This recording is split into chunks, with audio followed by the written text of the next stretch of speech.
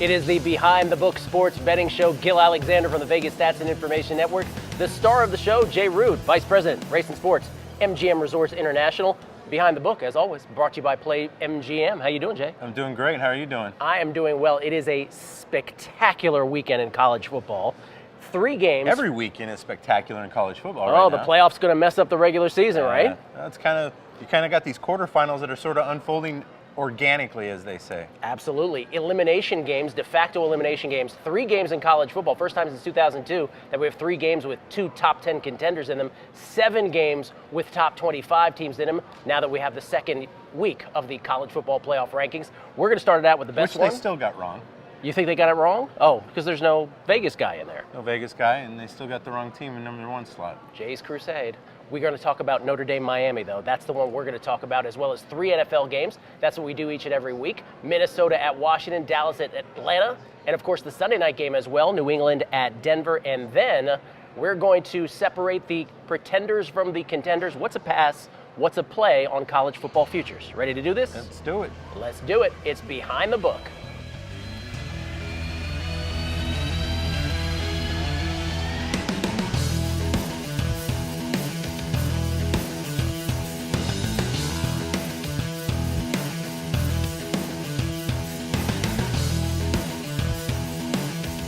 Behind the Book, presented by MGM. It is Gill Alexander and Jay Rood, the Vice President of Race and Sports, MGM Resorts International. College football, what a weekend. Great games, but maybe none better than Notre Dame at Miami. The Fighting Irish 3-point favorites on the road against the Canes. A de facto elimination game, although there's a scenario where even if Miami loses, they still win out and maybe get in the college football playoff. Maybe. Definitely, though, the end for Notre Dame if they lose this one. Yeah, I mean, I think if they lose this one, the fact that they don't play a championship game is really going to hurt them because they don't have an opportunity to overcome, maybe a 2-loss. I mean, it would be really difficult to envision a Notre Dame getting in. I mean, there would have to be a complete collapse by, at least Georgia, right, to knock them out of the #1 spot. But, I mean, there would have to be a complete collapse by about 3 or 4 teams for Notre Dame to climb back in if they drop this. And if Notre Dame gets by Miami, they just have Navy and Stanford left on their schedule. So one would think that this is the final hurdle for the Fighting Irish. Of course, not walkovers, but the hardest of the bunch. Brandon Winbush, Josh Adams, maybe not 100%. That didn't bother Notre Dame last week. No, yeah, I mean, he actually came out and played pretty well. This is going to be about who, they're going to want to keep that turnover chain on whoever starts the game with it. Yeah, for sure. If they do that and let Miami get rolling, even though I've been, kind of really a doubter of Miami, but they keep preserving that O at the end, so you can't argue with that. Can't argue with undefeated, and of course this is a throwback to the old Catholics versus convicts day. Yeah, you got to love that. Those days with Notre Dame and Miami. So as a bookmaker, where do you think this goes? Stays on the 3? Oh, this has got a potential to get off of the 3. I think it could go to 3.5. We're getting a ton of money on Notre Dame right now. Are they more public than Miami? They are more public than Miami, especially right now. I mean, Miami's really had a rough go of it the last few years. They've sort of, their core fan base, I think, is very local versus national. So, really, this is going to be all about Notre Dame and the way Notre Dame's been playing and the way they've been looking. I think they just have a stronger brand, and that's going to translate at the betting window. We shall see. Right now, Notre Dame 3-point favorites on the road at Miami. Prime time Saturday, leading a great college football schedule. Week 10 in the National Football League. Gill Alexander, Jay Rood, Vice President, Race and Sports, MGM Resorts International. I have a little Sirius XM radio show, Jay, on VSiN, the Vegas Stats and Information Network. And Mondays I do a show called Guessing Lines, throwback to the old Stardust Guessing Line show. Yeah. And what the exercise is trying to isolate value in NFL lines. A first reaction, I don't know what the lines are. They give me the games and I guess them, and then they tell me what they are and we discuss them. The game this week where I thought the most value existed, and this is injury report pending, but right now you've got it up on the big board. The Minnesota Vikings, 1.5-point favorites on the road against the Washington Redskins. Redskins with a gutsy win against the Seahawks last week with nobody on the offensive line, barely any receivers. They got it done. I don't think that's sustainable, but if they get a few guys back in this one, how is Minnesota 1.5-point favorite on the road? Well, it's going to flip to 1.5 or 2 the other way easily. If there's a couple of offensive guys that come out healthy on the injury report on Thursday afternoon, I think the play is definitely going to be from the sharp community. and you're included in that, pal. Hey, thank you, Jay. Appreciate that. It'll be Redskins, and it'll be Redskins hard, and that this number will flip to Redskins' favorite before the weekend gets here. And you're right. I mean, that 2 weeks ago, the home performance with basically they were calling up high school kids to come play. To come play offensive linemen, flying them in on a Saturday night. It was hard to watch. I mean, they were doing everything they could. The coach, you saw he went over to Cousins and shook his hand and was like, "You did everything you could." He did do that. Yeah, and I think and then they put in a gutsy effort on the road. Amazing. And now effort. this is a good spot where maybe the Vikings are starting to get all their quarterbacks together, and maybe who knows what happens. I don't know what's going to happen from that perspective on their offense, but Redskins' offense should be improving. You would think so. Case Keenum will be the starter for the Minnesota Vikings. They did put Sam Bradford on IR. They called up Teddy Bridgewater. Bridgewater will back up Keenum in this one. Those Redskins players on the offensive line, Spencer Long, the center, Trent Williams, 5-time Pro Bowler, Brandon Scherf, who wasn't on the inactive list but still didn't play. He's, of course, a huge draft pick from a couple years ago. And then Jordan Reed, their standout tight end, who's made of paper mache, Jay. He wasn't in there. Right, Jamison Crowder, Cousins' most reliable receiver. If any of those guys come back, just get Pryor to do something. Catch one ball. Just to show up. Yeah. What a bust. Any of those guys come back, one would think, as Jay pointed out, the money goes the Redskins' way. Gets to 3, maybe? Or is that too far? Oh, no, I don't think it'll get to 3 because I think we will get Viking money. Yeah. Because the public has watched, the Redskins, and they're probably going to throw out the Seattle performance, and they're going to say, they're going to back the Vikings in this particular spot, especially if we get into the weekend with the Vikings being a dog. Okay. Vikings at Redskins. Vikings right now, 1.5-point favorites on the road Sunday morning. Time for a new feature on Behind the Book, Pretender or Contender, Jay. Our search for value in the college football futures market. We're going to do 10-1 teams or longer shots. You ready? Yep. Let's do it quick. Wisconsin, 20-1, can go undefeated. Pretender, contender? I think they're a pretender because their road is a little bit too tough. A little bit too tough. TCU playing Oklahoma this weekend, 30-1 on TCU. Absolute pretender, I believe. What about Oklahoma at 10-1? I believe they're a pretender as well. There's going to be a lot of people that like that price, though. A lot of pretending so far. How about Washington, UW, 22-1 in the number 9 spot in college football playoff ranking right now? I would give them a contender because I think they're going to benefit from their championship game. Really? Yes. They got Stanford this week as well. Auburn, the best-ranked 2-loss team, they're at 40-1.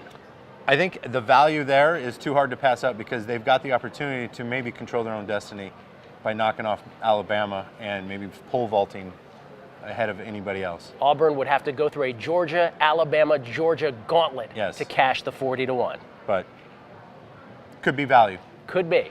I would bet it game by game if it were me, but maybe not everybody's here to take advantage of that. Okay. We're talking about just one shot in the futures market, but I like that strategy as well. Pretenders, contenders, according to Jay Rood, right here on Behind the Book. Behind the Book, live from the Mirage here on the Las Vegas Strip. We do not give the Mirage enough credit, Jay. This place is beautiful. Beautiful couches on which folks can watch full games, great Saturdays and Sundays. Great excitement, great atmosphere. It's a good place to come and make a couple bets and watch the games. One of many spectacular MGM Resorts properties where you can watch sports in the sports books here on the Strip. Dallas is at Atlanta on Sunday afternoon, one of 3 games in the afternoon in Week 10. Dallas right now, 3-point dogs on the road every week with the Cowboys. It's the Ezekiel Elliott saga. Yeah, the word injunction has more influence on the point spread right now than the injury report. So that's a new. It's not new, I guess. I mean, we've been dealing with this for 4 or 5 years now. With the court system being sort of dictating what the spreads are on a weekly basis. So this -3 on the Falcons, this assumes Zeke plays or does not play? This is Zeke in. Zeke is playing. Yeah. So if we find out between now and game time that Zeke's not, that should move towards the Falcons, at least create greater than -3. The Falcons are an interesting team because they're the defending NFC champions. They're 4-4, but they are a shell offensively of what they were last year as the NFC champions. Steve Sarkisian, the offensive coordinator now, as opposed to Kyle Shanahan. But the public still likes them, don't they? Public still likes them. I mean, this game's going to be all about the Cowboys. Public's going to be all over the Cowboys as a dog on the road. A lot of people are baffled that that this point spread is as big as it is right now at -3. So we've already taken like 20-1 is money ratio. Ticket ratio, I think, is 30-1 right now. Wow. Very early in the week, but still, some pretty big numbers that jump out when normally you're talking about 6-8 to 1 is normal for this time of the week. So strong opinion already on this game in favor of the Cowboys, and if everything stays the same and Zeke's in, then we might see this move off of 3, minus 120 on the juice, one way or the other. But I think it's going to be a pretty solid game from a bookmaker standpoint. Whenever the public is so sold on a team, and let me just decipher what Jay said, 20 to 1 in terms of the money. That means 20 times the amount of money thus far in the week bet on the Cowboys over the Falcons. 30 to 1, 30 times the number of actual tickets, regardless of the amount bet on those tickets on the Cowboys instead of the Falcons. Whenever the public is sold this much on any team, let it be the Cowboys or anybody else, never a great sign, would you say? Not never, but is a good sign to go oppo maybe. That's what I'm getting at. Go contrarian here and go the other way. Go with what the house is going to need. Oppo, opposite. Bookie Talk from Jay Rood, Vice President of Races and Sports here at MGM Resorts International. Cowboys at Atlanta right now. Falcons -3 at home. Afternoon game, Week 10 in the NFL. Sunday Night Football, always the big decision for the house. Patriots at Denver, Sunday night, Week 10 of the National Football League. Patriots right now 7 and a hook, -7.5 road favorites against Denver. This game, I wish it were sexier, but the Broncos, now the Brock Osweiler version of the Broncos as opposed to the Trevor Siemian version, they're not doing much offensively, and now the defense is getting taxed too. Yeah, the only thing sexy about this game is going to be the intro by Carrie Underwood. Ba-doom. But anyways, no, this is going to be an ugly, ugly game for us. I mean, we're going to have to be really aggressive on this point spread. If we don't get some upsets on the card during the morning games and afternoon games, we're going to be looking at some huge liability on the Patriots. So we're going to try and stay ahead of this, 7.5, 8.5. I mean, I wouldn't be surprised to see this game go to 9, as pathetic as the Broncos have been. A little bit overrated defense. We talked about it a couple weeks ago.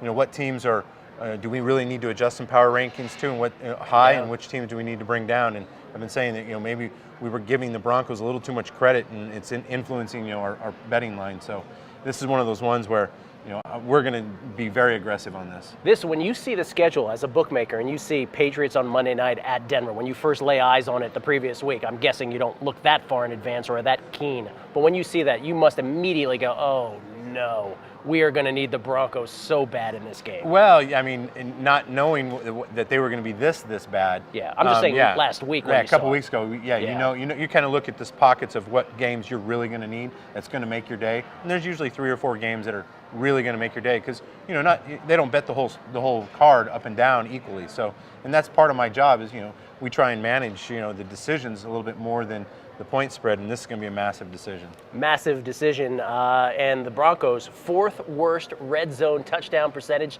in the NFL this year, scoring a touchdown just 44% of the time. A couple teams that are better than that. How about the Browns and Niners? Better than 44%. I would rather have the 49ers in this spot for sure right now. That's another game. 49ers Giants. Oh boy, another sexy one. By the way, your handle on college football versus your handle in the NFL, what's bigger these days in a given weekend? NFL still. Still bigger. Yeah, but barely. But like we talked before, the per capita, the per game, it's still much stronger than the NFL. Much stronger than the NFL. Sunday night, Patriots 7.5-point favorites at Denver.